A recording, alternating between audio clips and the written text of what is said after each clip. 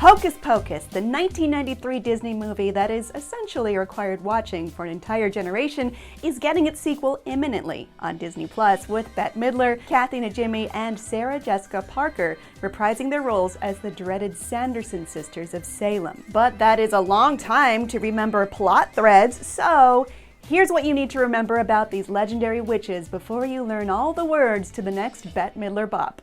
I put a spell on you, and now you're gone. Name a more iconic trio. I'll wait. Perfect. As usual. Spoiler warning for a movie that came out 29 years ago. If you're mad about spoilers at this point, honestly, it's on you, and I'm not sorry. Oh wait, looks like the sorry candle was lit, and I am a little sorry until daybreak tomorrow. We're home. Oh, sweet revenge. Back around 1693, the Sanderson sisters lived in a strange house in the woods near Salem, Massachusetts. Yep, home of the witch trials. They're vaguely based on the actual accused witches, with the differences being they're extremely guilty, while the real people were marginalized innocents who were killed for no good reason. Judge Hawthorne has condemned 14 more people to the jail and promised hanging if they don't confess. Confess? To what? Anyway, the sisters include Winifred, Mary, and Sarah Sanderson in that age order, each with a special power. Also, their archetypes are pretty close to the plastics of Mean Girls, so do with that what you will. Come! We fly! Get in, loser, we're going shopping. Winifred, the leader and most capable of the group, has electrokinetic powers and command over a book bound in human skin, quote, that contains the recipes for her most powerful and evil spells. On thy feet, so saith I! Mary, a consummate follower and eager to please, can smell children. I smell children. And Sarah, the less bright, more flirtatious sister, can sing a siren song that draws in children like the Pied Piper.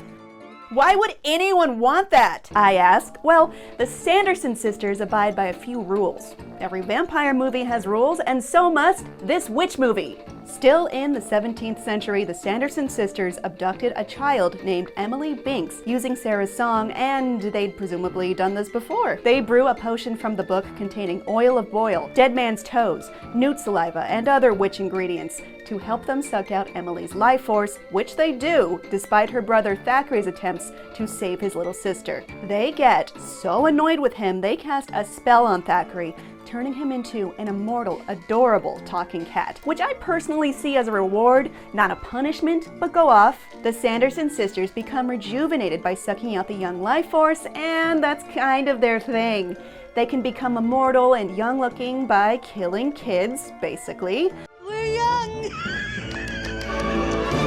Well, younger. The townspeople of Old Salem catch up with them and are prepared to hang them from the gallows for what they did to Thackeray and Emily, but before their deaths, well, first deaths, Winifred casts a spell that says a virgin can summon them back to life on Halloween night, at which point they'd like to suck out all the children of Salem's souls as revenge, preferably.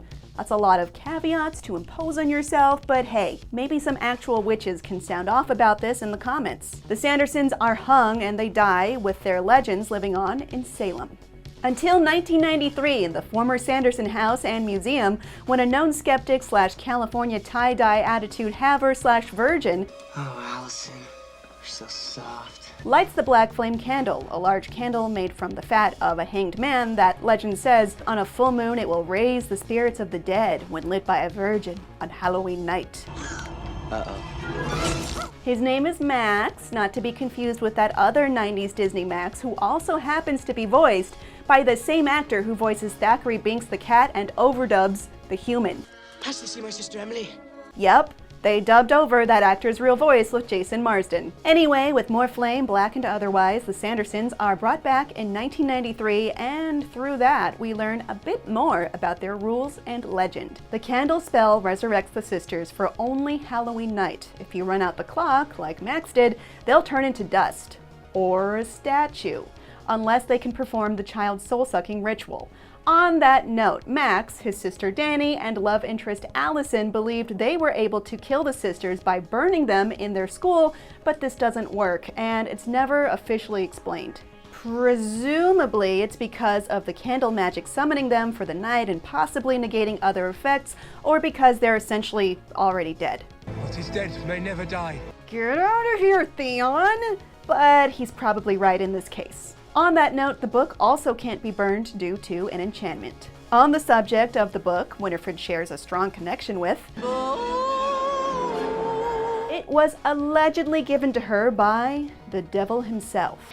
Okay, that's it, party's over! However, we can see in the Hocus Pocus 2 trailer, someone else gives her the gift of probably the smelliest book ever.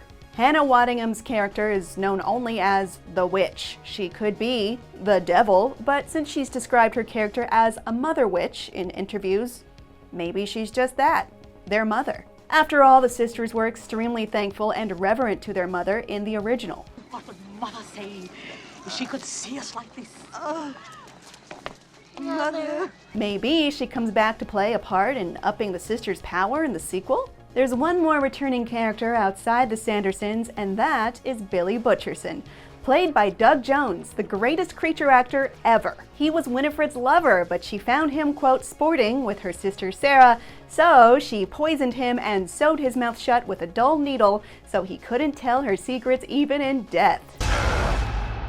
Though he looks terrifying, he's a good zombie, probably the goodest zombie there is. Stop! I am a good zombie! Expect him to be a good guy and to hopefully help the 2022 kids push back against those child-eating Sandersons. We most likely will not see the 1993 characters in any major way in the new film, nor Binks, who returned to the afterlife in Hocus Pocus.